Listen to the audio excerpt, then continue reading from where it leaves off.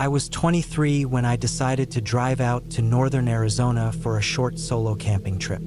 It was the summer of 2014, and I had been working long weeks at a warehouse job in Phoenix, sweating through the heat and the concrete walls.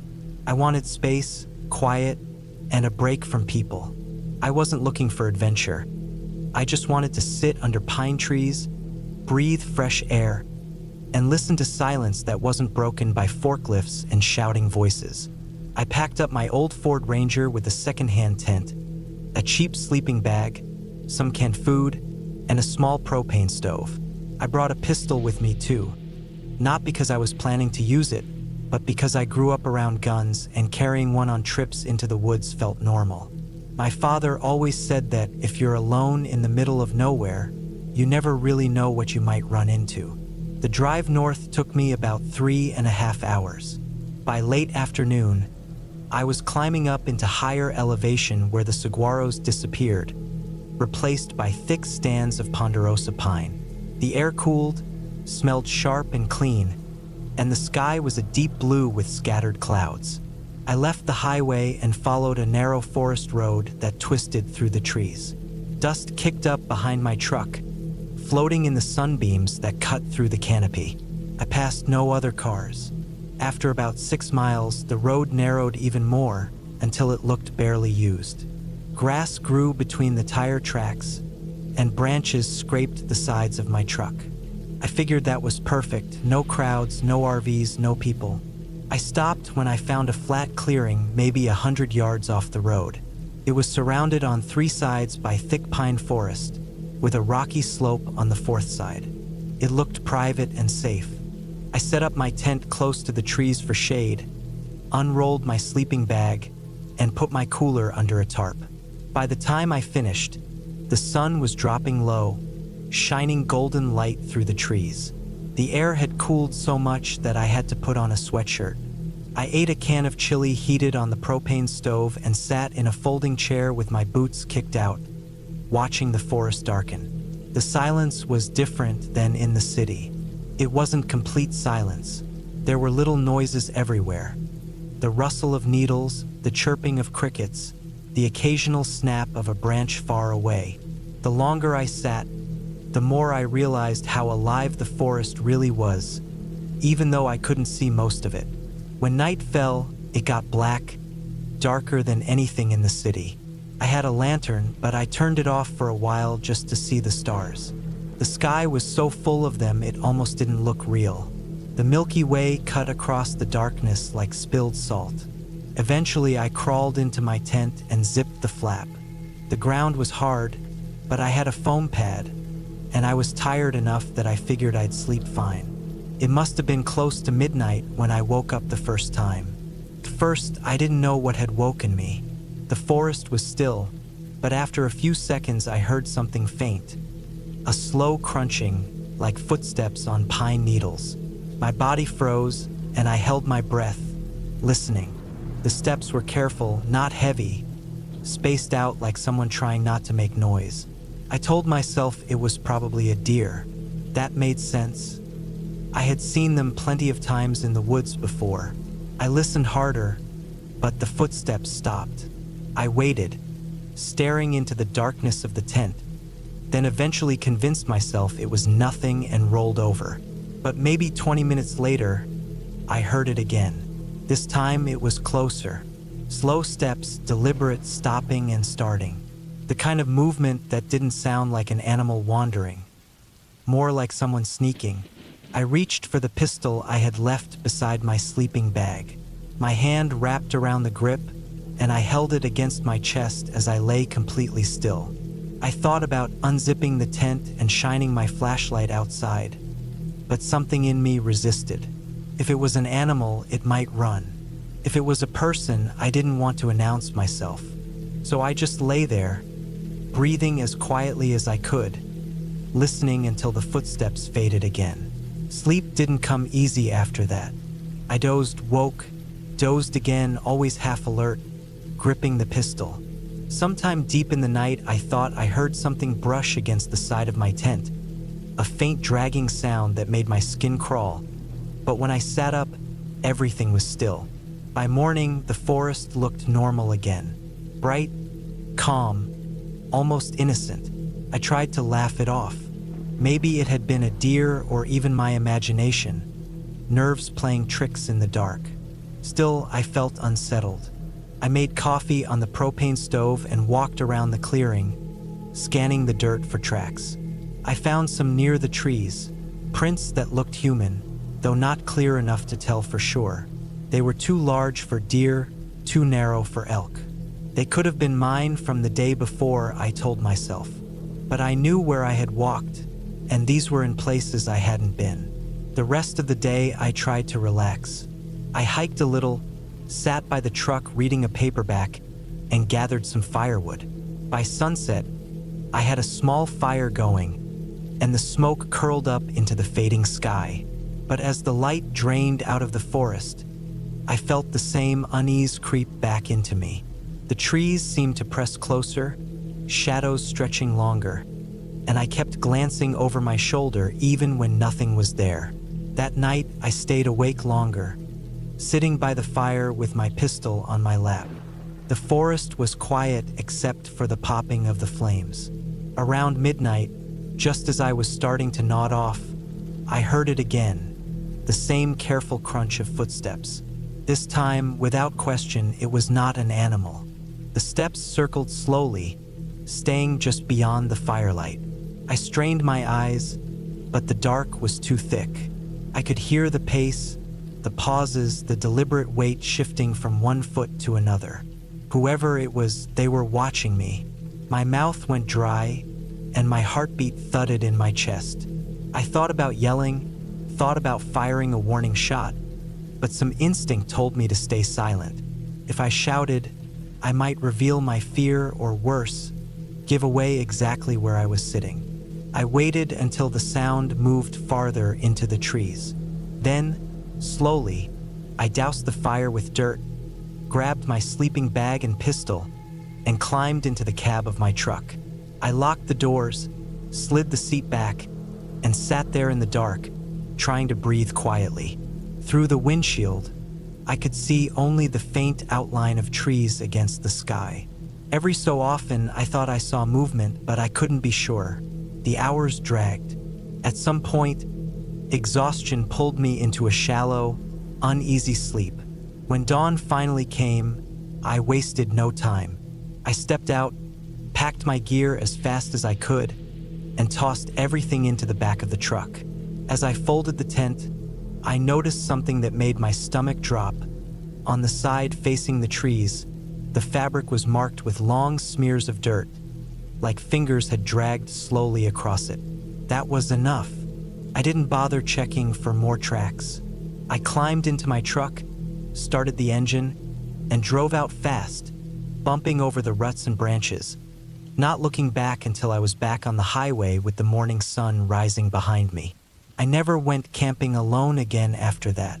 It's been years now, but sometimes when I think about that trip, I wonder what would have happened if I had unzipped the tent that first night, or if I had stayed out by the fire until whoever was there decided to step closer. I'll never know who it was or what they wanted, but I know for certain someone was out there watching me, and that's enough to keep me away from the woods at night.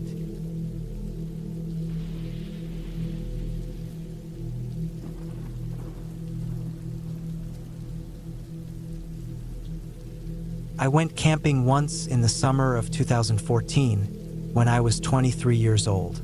I had driven out to the Lake District in northern England, trying to escape the noise of the city for a few days. I wanted to hike during the day and camp at night, nothing complicated. I had a small tent, a sleeping bag, enough food for 3 days, and a simple plan to enjoy being away from people. The first day went well. I parked my car at the edge of a small village, strapped on my backpack, and walked for hours along the trails that twisted between green hills and patches of woodland.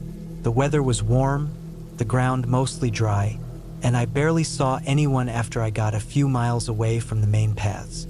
I set up my tent in a clearing not too far from a stream. The sound of running water was steady, and the air felt fresher there. That night, I cooked pasta on my little gas stove and fell asleep quickly, with only the wind moving the branches overhead.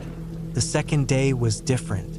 I had planned a longer hike, maybe 10 miles out and back, with the idea of returning to the same spot to sleep. I walked through narrow valleys where the hills pressed close, and later I climbed high enough to see the lake shimmering in the distance. Clouds had gathered by the afternoon, and when I returned to my camp, the ground was damp with light rain. My tent was still fine, though, and I settled in for another night, reading a book by headlamp until I drifted off. What woke me was not thunder or rain, but something else. I remember lying there, my eyes snapping open in the dark, my heart beating too fast. It wasn't a sound that I could name, more like the kind of shift in silence that makes your body react before your brain can catch up. I switched off the headlamp, leaving myself in total blackness, and listened. The stream was still moving nearby, steady as before. The wind had died down, which made the stillness sharper. I told myself it was nothing, just the usual nervousness that comes when you sleep outside alone. I shifted in my sleeping bag, tried to relax, and after a while, I must have slept again. The next morning, though, when I stepped outside the tent, I noticed something odd. The ground near the edge of the clearing had been disturbed. The grass was bent and broken, and in the wet dirt I could see impressions, like someone had walked there not too long ago. I crouched down and saw the shape of boots. Not hiking shoes like mine, but heavier, flat-bottomed boots. The prints weren't old either. They were sharp around the edges, the kind you get when the ground is soft. I felt a chill even though the sun was out. The prints came from the tree line, moved across the clearing, and stopped a few feet from my tent. Whoever had made them hadn't walked through. They had just stood there, facing my tent. I stood staring at them for a long time. My first thought was that it could have been someone from the village, maybe a farmer or another hiker. But the area was remote, not the kind of place people wandered into by accident. And if it was a farmer, why walk straight up to a stranger's tent in the middle of the night and just stop there? The rest of the day, I couldn't shake the feeling that someone was near. Every sound in the woods seemed louder than before. I hiked a bit, but my mind wasn't in it. I kept looking behind me, scanning the trees, checking the ground for more prints. By evening, I debated whether to pack up and head back to the car, but it was a long walk and the light was fading fast. I didn't want to risk twisting an ankle in the dark. I told myself I was being paranoid and decided to stay one more night. I cooked dinner, ate quickly, and zipped myself inside the tent early. My body was tense, like it knew something I didn't want to admit. I tried to read again, but every few minutes I had to stop and listen. The woods seemed too quiet, almost like they were holding their breath. Sometime past midnight, I heard it. Footsteps, slow, heavy, moving on damp ground. They were faint at first, then clearer as they came closer. My mouth went dry instantly. I didn't move. I didn't even breathe too loud. The steps came to the clearing, just as they must have the night before. Then they stopped.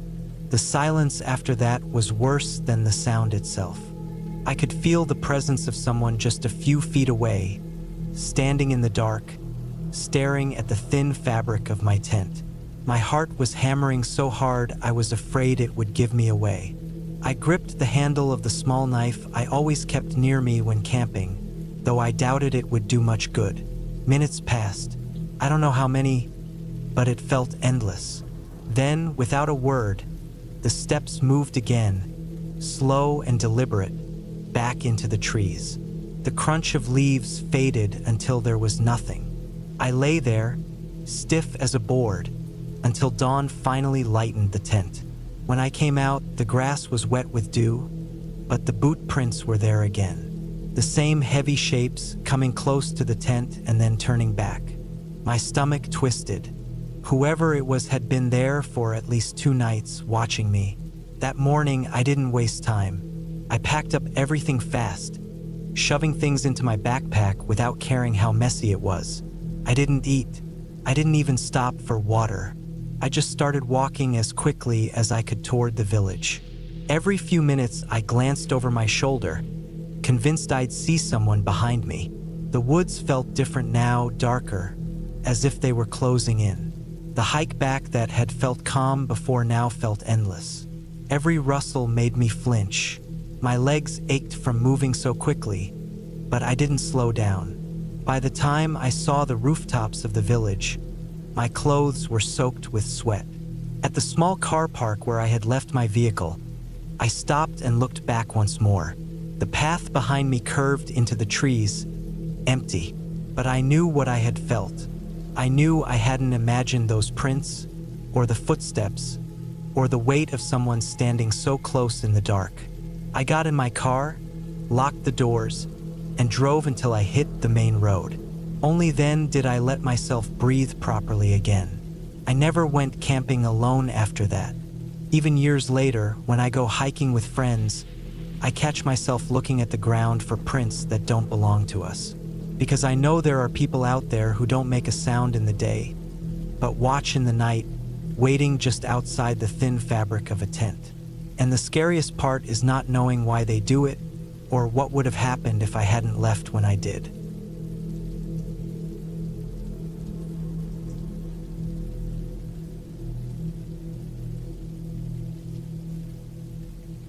I was 24 the summer I decided to camp out on my uncle's old farm in Kansas. It wasn't being used anymore, not since he got too old to work it, and most of the land had gone wild. The fields that once grew corn were thick with tall grass and weeds. The barn was leaning with its roof half caved in, and the fences were rusting and broken. I had been living in Wichita at the time, working long shifts in a warehouse, and I needed a break. I thought a few days alone on the farm would give me some quiet. I packed a tent, a cooler of food, a sleeping bag, and drove out one Friday afternoon in late July of 2012. The drive out was flat and open, nothing but endless farmland and empty highways. By the time I pulled up to the property, the sun was already dropping low, painting the sky orange and red. I parked my car on the dirt path near the barn. Everything was silent except for the buzzing of insects and the occasional croak of a frog from the creek that cut through the back of the property. I hadn't been there in years, and the place felt almost foreign, though I knew it well as a kid. My uncle used to keep cows, pigs, and chickens, but all of that was long gone now. The only signs of life were the tall stalks of weeds swaying in the breeze and the scattered tracks of animals in the dirt. I set my tent up near the barn, close enough to use the structure as a windbreak, but far enough that I didn't have to worry about the roof collapsing on me. Once the tent was pitched, I started a small fire in a pit I dug out. I cooked some hot dogs on sticks and sat on an old wooden crate I found by the barn, eating while the fire cracked. The night settled in quickly. The stars came out, clearer than I'd seen in the city, and the only light other than my fire was the pale moon hanging over the empty fields. It should have felt peaceful, but instead there was a strange weight to it. The silence wasn't relaxing. It was heavy, pressing down on me until I noticed every little sound. The crickets, the snapping of twigs in the weeds, the creak of the barn wood shifting in the breeze. By the time I crawled into my tent and zipped it shut, it was past midnight. I lay there listening to the night. I expected to fall asleep quickly, but every time I started to drift off, some sound outside would snap me awake again. A rustling in the grass, a soft thud, like something stepping on the packed dirt. Once, I thought I heard what sounded like a low cough, faint but human, coming from somewhere near the barn. I told myself it was just an animal, maybe a deer, maybe a stray dog, but I couldn't shake the feeling that someone was out there. The hours dragged. I must have dozed at some point, because I woke up to the sound of something brushing against the side of my tent. Not hard, just the faint scrape of fabric being touched. I froze. My heart started pounding so loud it filled my ears. I stared at the nylon wall inches from my face, trying not to breathe too loud. It happened again, a slow drag, like fingers trailing along the tent. I didn't move, Then, just as quietly, it stopped. I waited. 10 minutes, maybe 20, couldn't tell. Finally, I worked up the courage to unzip the tent just enough to peek out. The fire had burned down to glowing coals. The barn loomed as a black shadow against the sky. At first, I didn't see anything. Then, as my eyes adjusted, I noticed the weeds near the fence line moving in a way that didn't match the breeze. They shifted, parted, then went still again, as if someone had ducked down low to hide. I shut the zipper as slowly as I could and sat there in the dark, gripping the small pocket knife I had brought. Sleep was impossible after that. I stayed awake the rest of the night, every muscle tight, listening for more movement. But whoever or whatever had been there didn't come back close. When the sun finally rose, I stepped out of the tent. The air was cool, and the fields glistened with dew. At first, everything looked normal. Then I saw the ground around my campsite. There were footprints, not animal tracks, human ones. They circled the tent, stopping at different sides, as if someone had walked around me while I slept. I followed them a little way and saw they led back toward the tree line at the far edge of the property. The smart thing to do would have been to pack up and leave right then. But I convinced myself it was probably just some drifter, maybe a homeless person passing through, curious about the firelight. It unnerved me, but I didn't want to cut the trip short. I decided to stay one more night, but I moved my tent farther into the field, away from the barn and closer to the car. That whole day I tried to relax, went for a walk down to the creek, cooked breakfast on my camp stove, even lay in the grass reading. But the image of those footprints wouldn't leave my mind. As night came, I built another fire, bigger this time, and kept it burning. The darkness felt thicker that night, heavier. The noises started again, the faint shifting in the weeds, the occasional snap of a branch. Around midnight, I saw movement at the edge of the firelight.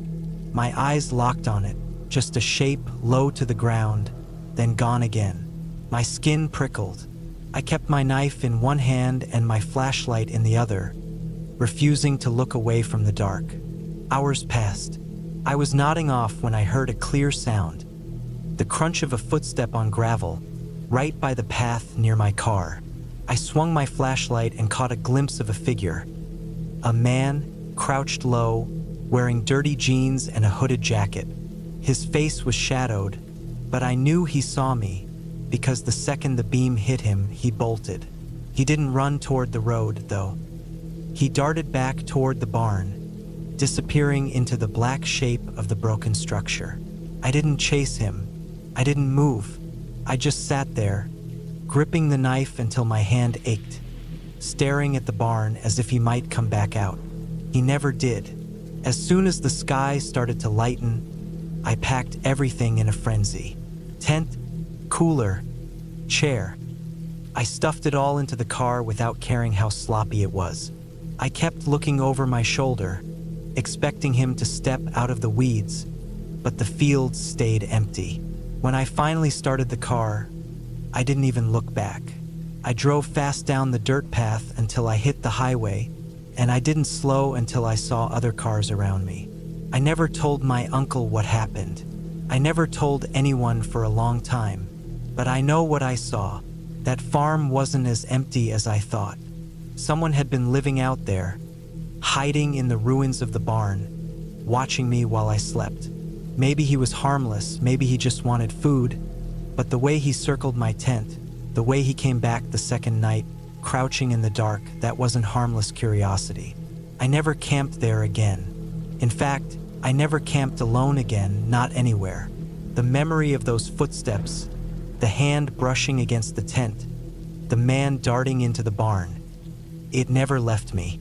Every time I think about it, I feel the same cold fear crawling up my back, reminding me that the scariest things aren't the ones we make up in stories.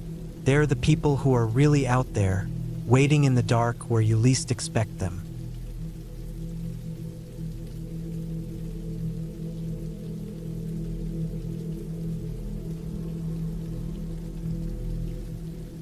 I was 26 in the summer of 2014 when I decided to take a short camping trip in the northern woods of Minnesota. I had been working long weeks in construction, sweating under the sun every day, and my body needed a break from the sound of machinery and people yelling directions at each other. I wanted peace, and for me, that meant being alone in the quiet of nature. I wasn't an expert camper, but I knew enough to keep myself safe. Set up a tent, make a fire, pack enough water and food, and keep a first aid kit close. I left on a Friday morning with my old Ford pickup, tossing a small cooler in the back and strapping down my pack. The road was long and empty once I left the town behind, miles of pine trees closing in on both sides. I drove on dirt tracks where the dust rose behind me, and I didn't see another car for nearly an hour. It was the kind of isolation I was looking for. By early evening, I found a clearing about a quarter-mile off a narrow trail. It was flat, close to a creek, and surrounded by tall trees. I parked my truck under some branches, carried my gear down, and started setting up camp. The sky was heavy with clouds, and the air smelled like rain. The woods were quiet, just the rustle of branches and the water running over rocks. I set up my tent facing the tree line, laid out my sleeping bag, and got a small fire going before the light faded. The fire crackled, warming my hands, and I ate a sandwich while sitting on a log I had dragged over. It was peaceful in the way I had hoped, but even then, I felt a strange tightness in my chest. Maybe it was the silence. At home, there were always distant noises, cars, people, something. Here it was so still that every snap of a twig sounded louder than it should have. By the time the rain started, I had already crawled into the tent. Drops tapped against the nylon, steady at first and then harder. I listened to it for a long time, the wind pushing against the trees, the water running faster in the creek. It must have been close to midnight when I finally drifted off. I woke up hours later, unsure what had stirred me. The rain had slowed, but the forest was different. My ears caught something out of place. The faint smell too, like iron, sharp and thick, mixing with the wet earth. I lay still, holding my breath, straining to listen. I told myself it was just the damp ground and rotting leaves, but the smell didn't fade. When morning came, the woods were gray, the clouds hanging low. I stepped out of the tent, stretching my stiff back. My boots sank into the wet dirt, and the air felt colder than yesterday. I went to the creek to splash water on my face, but halfway there, I noticed something. The soil near the bank had been disturbed. It wasn't from the rain. It was deeper, rougher, as if something had been dragged. At first I thought maybe a deer had slipped through, maybe carried downstream. But the marks were wide, and the mud looked pressed down by something heavy. My stomach tightened.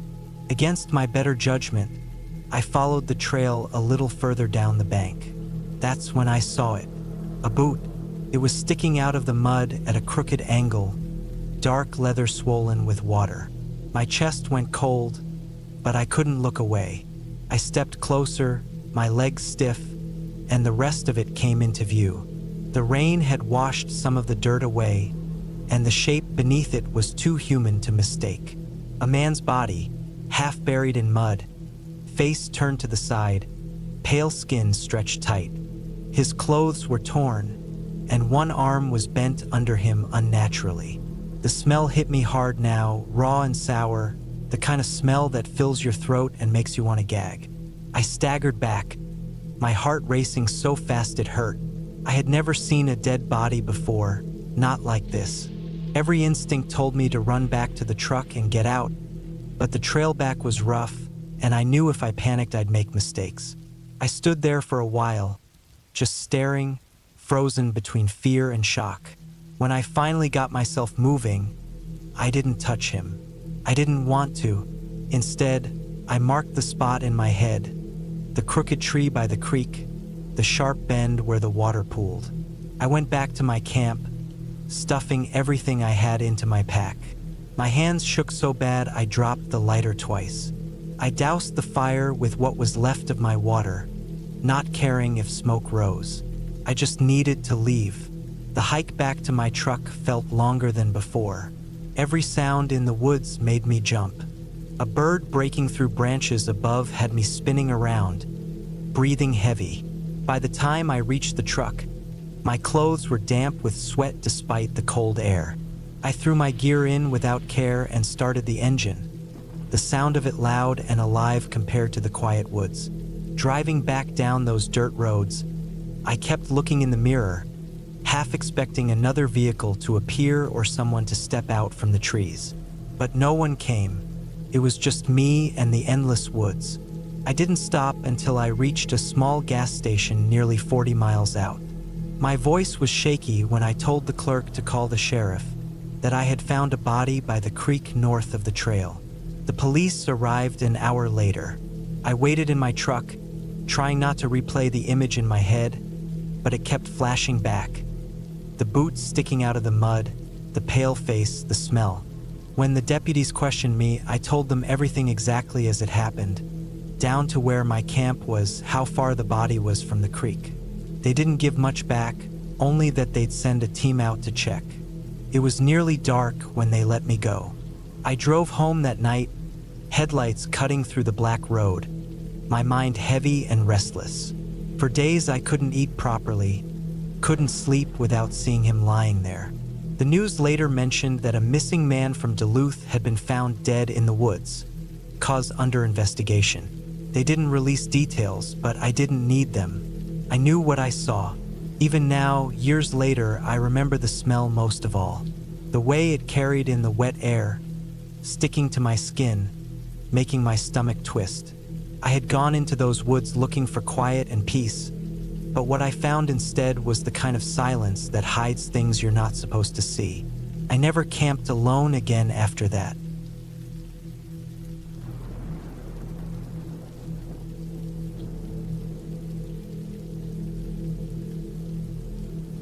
I was 24 years old in the summer of 2016 when I decided to spend a few nights camping in the woods just outside a small town in northern Arkansas. I had been working long weeks and wanted to get away from people, from noise, and from screens.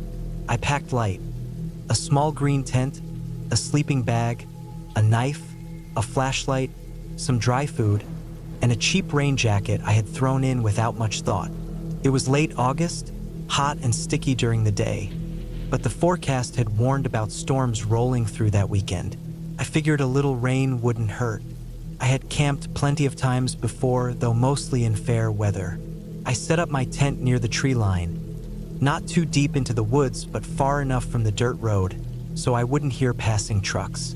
The area was a mixture of thick oaks, hickories, and pine, and the ground was soft from a recent drizzle. By the time I got everything arranged, the sky was already darkening. The air had that heavy, metallic feel it gets before a storm. I started a small fire, cooked some instant noodles, and ate quietly while the crickets grew louder in the background. By 9 o'clock, I could see flashes of lightning in the distance. They lit up the sky in sudden bursts, showing the dark shape of the forest against the horizon. The thunder was still far off, rolling softly like waves, but I knew it was coming closer. I poured water over the fire, making sure it was fully out, and zipped myself into the tent. I laid back, trying to relax, listening to the first light taps of rain hitting the fabric above me. At first, it was almost calming, the steady rhythm of water dripping through the branches.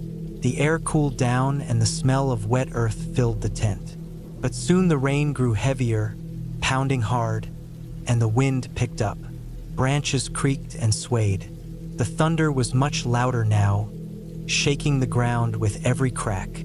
I could hear the rush of water beginning to form little streams down the slope where I had pitched camp. I thought about whether I had chosen the wrong spot, whether the tent might start leaking or flooding, but I stayed still, trying to wait it out.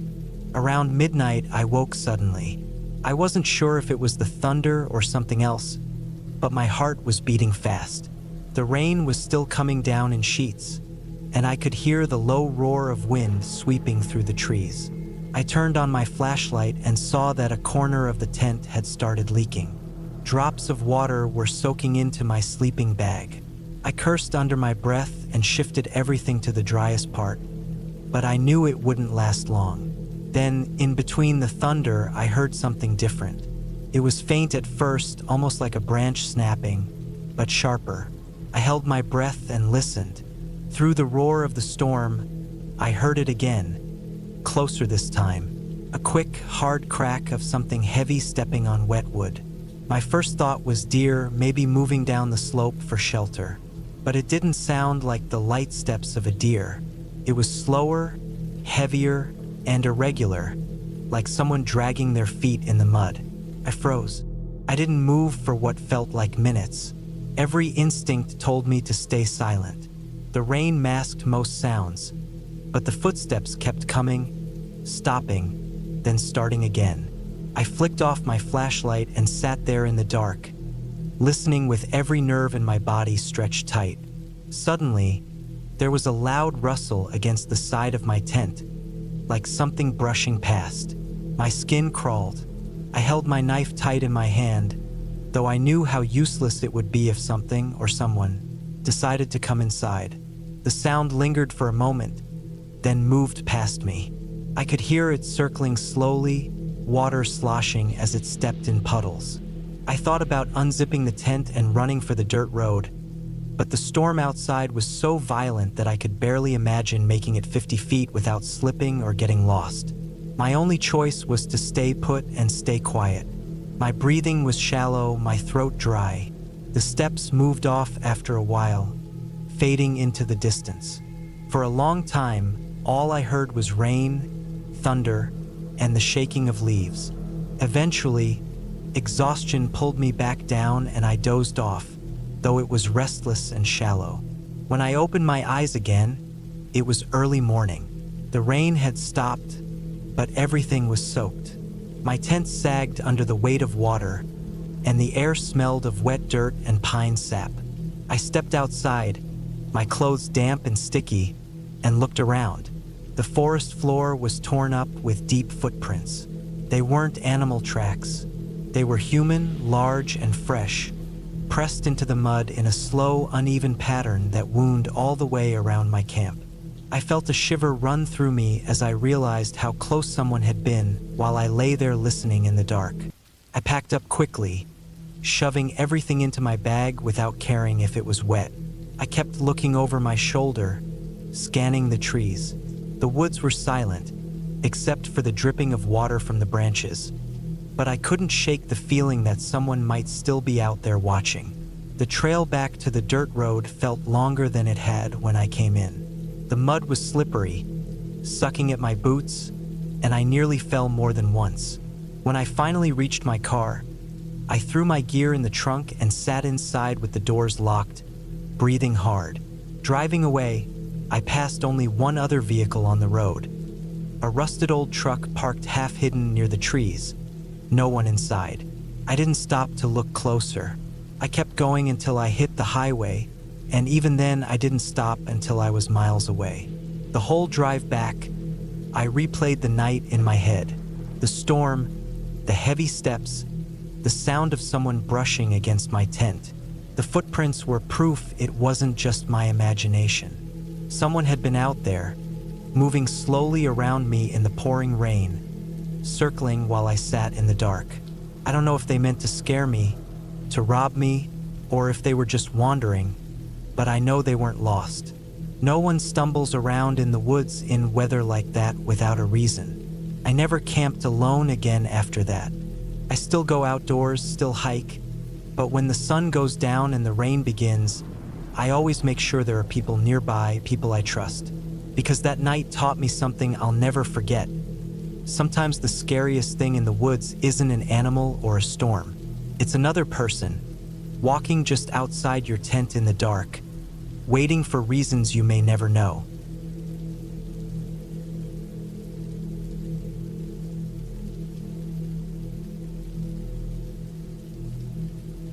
I was 34 the year I decided to spend a week hunting alone in the thick woods of northern Idaho.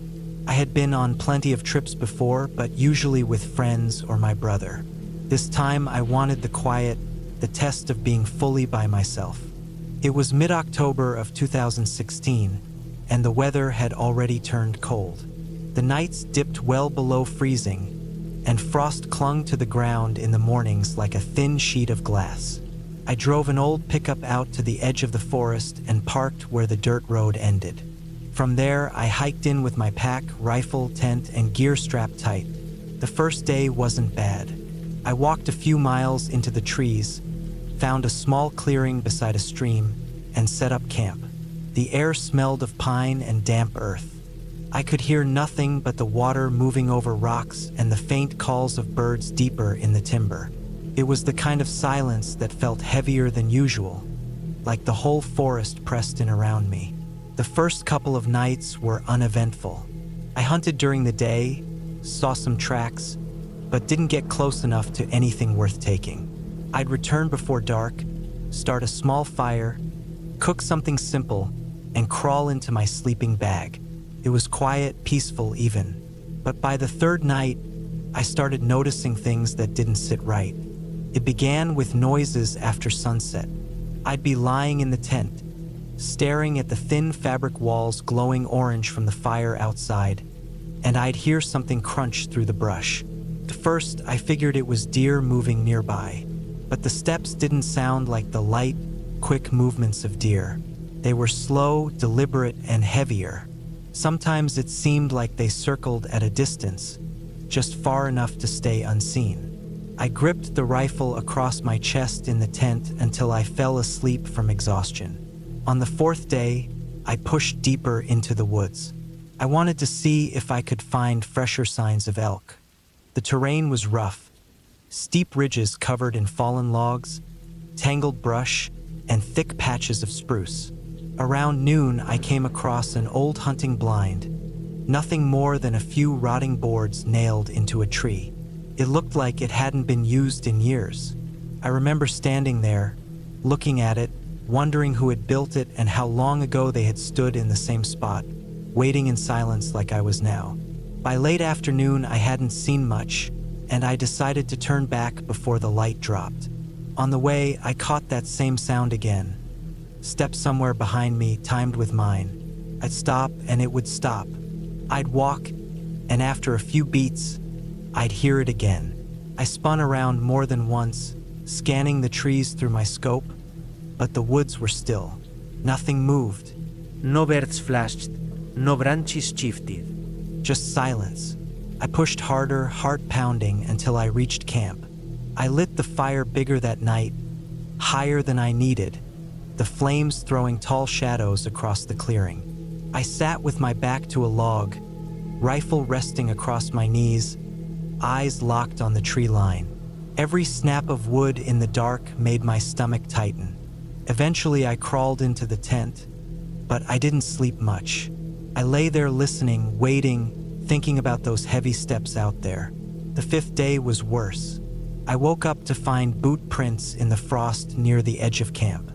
At first, I thought they might have been mine from the day before, but when I checked, they weren't. They came in from the trees, circled near the tent, and went back out toward the stream. My skin went cold. Someone had walked through my camp while I slept. I didn't know if they'd been watching me or just passing by, but the prints were fresh, sharper than mine from the day before. I spent the whole day unsettled, moving slower, constantly checking over my shoulder. I didn't hunt much. Instead, I stayed closer to camp, listening for movement. I thought about leaving that night, but hiking out in the dark would have been worse. So I decided to stick it out until morning. That night, the noises returned, this time closer. Sticks cracked, brush shifted, and I swore I heard breathing outside the tent. Not an animal snorting or rustling, but the steady sound of lungs filling and emptying, controlled and quiet, just a few feet away from the thin layer of nylon separating me from the dark. My hand gripped the rifle so tight my knuckles hurt. I didn't move, didn't breathe heavy, just lay frozen for hours, eyes wide open. At some point, the noises stopped, but I never truly slept. To first light, I packed everything fast. My hands shook as I stuffed the tent and strapped it to my pack. The woods felt different, too still, too heavy. As I started hiking back toward the truck, I kept looking over my shoulder, scanning the trees, catching shapes in the corner of my eyes that disappeared when I turned. A few miles in, I spotted more tracks.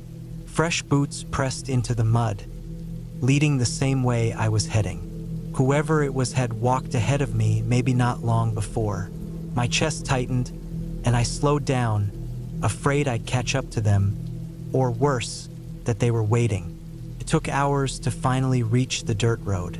My truck sat alone, exactly where I left it, but something was wrong. The passenger door was cracked open just a few inches. I knew for a fact I'd locked it. My heart pounded so hard I thought I'd faint. I crept closer, rifle raised, scanning the cab. The seat had been rummaged through, my glove box hanging open, papers scattered across the floor. Whoever had been out there had been inside my truck, maybe looking for something, maybe just to let me know they could. I didn't waste time.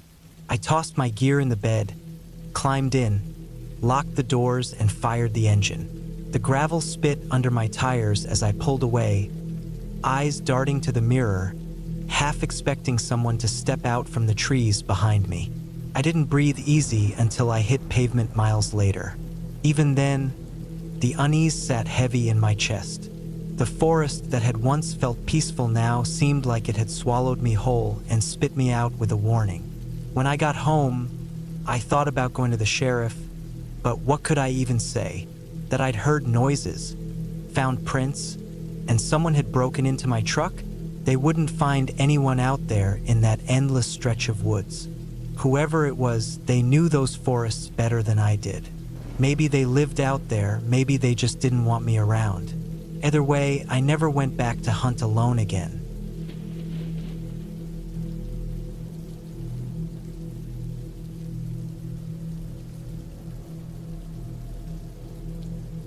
I was 24 years old when I decided to take a short camping trip in the Lake District in northern England. It was late September of 2016, the kind of time when summer has slipped away but autumn hasn't fully taken hold. The days were still bright, but the evenings dropped quickly into cold dampness that seemed to creep into your bones.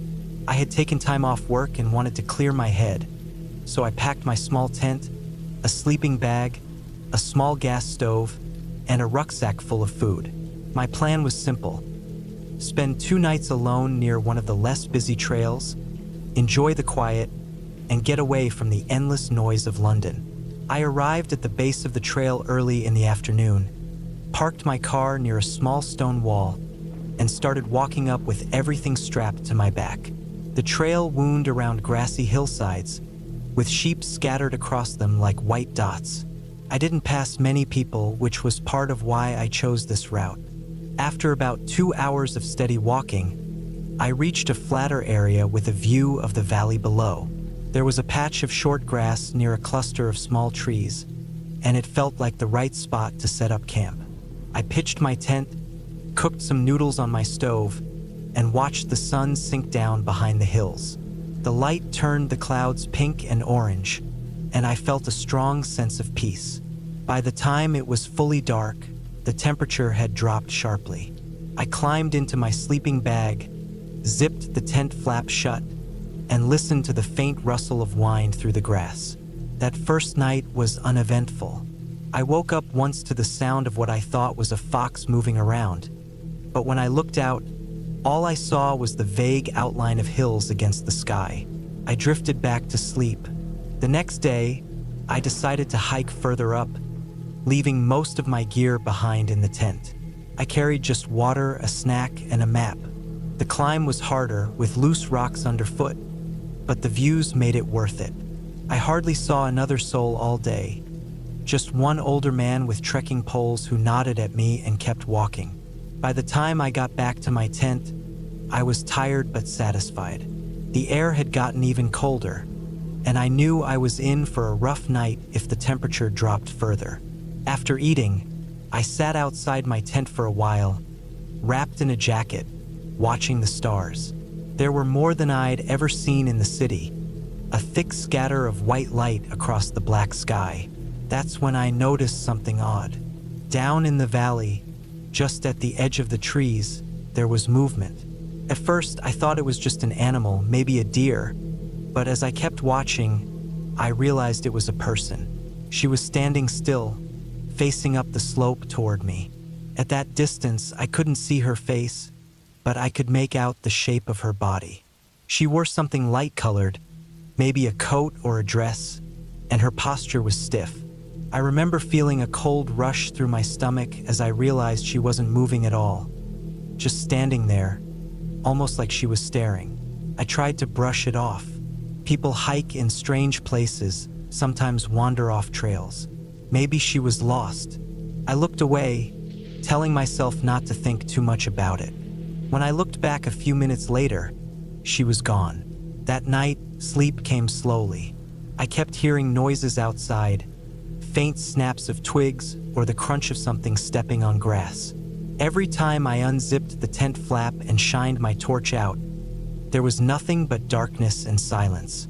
I forced myself to close my eyes, reminding myself that being alone in the hills makes every small sound feel larger than it is. But sometime deep in the night, I woke up again. My body felt frozen, not just from the cold, but from a heavy sense of unease. I opened my eyes and realized there was a faint shadow on the outer wall of the tent, as if someone was standing close by. The light from the moon behind the clouds made it clear. The silhouette of a person, standing still only a few feet away. I didn't move. My heart was pounding so hard I could hear it in my ears. The shadow stayed there for what felt like forever. Then, without sound, it slowly shifted away. I lay in silence until morning, hardly daring to breathe. When daylight came, I unzipped the tent and stepped outside. The grass around my camp looked disturbed, pressed down in certain places, like someone had been walking in circles. There were faint shoe prints, too smaller than mine, leading from the slope down toward the valley. I told myself again that maybe it had been some lost hiker, someone who didn't mean harm. But deep down, it didn't feel right. Something about the way she just stood there, not saying anything, not moving, left a mark on me. I packed up my things quickly, deciding one night had been enough. As I rolled up my sleeping bag and folded my tent, I kept glancing over my shoulder. I couldn't shake the feeling of being watched. The walk back down was quiet. The wind had picked up, carrying a damp chill from the west. When I reached the car park, my relief was overwhelming. I shoved my gear into the boot, climbed inside, and locked the doors. Just as I turned the key, I noticed something that made my stomach drop. On the stone wall a few feet from where my car was parked, there was a single scrap of fabric caught on the edge. It was pale, almost white, like part of a coat or dress, fluttering in the breeze. I hadn't seen it when I first parked there 2 days earlier. I drove away quickly, my eyes flicking to the rearview mirror more than I should have. The road twisted down through the hills, empty and wet from the mist. I didn't see anyone on the way out, but the thought of that woman, standing silently in the valley, stayed with me. Even now, years later, I think about it. I never told many people the full story because it sounds strange, almost like a trick of the mind. But I know what I saw. I know there was someone out there, and I know she came close to my tent in the night. The silence, the way she stood motionless, the disturbed grass in the morning. None of it was my imagination. What unsettles me most is that I'll never know why. Was she just lost and confused? Was she watching me for some reason I'll never understand? Or was it something worse? Something I was lucky to walk away from? That trip was the last time I ever camped alone.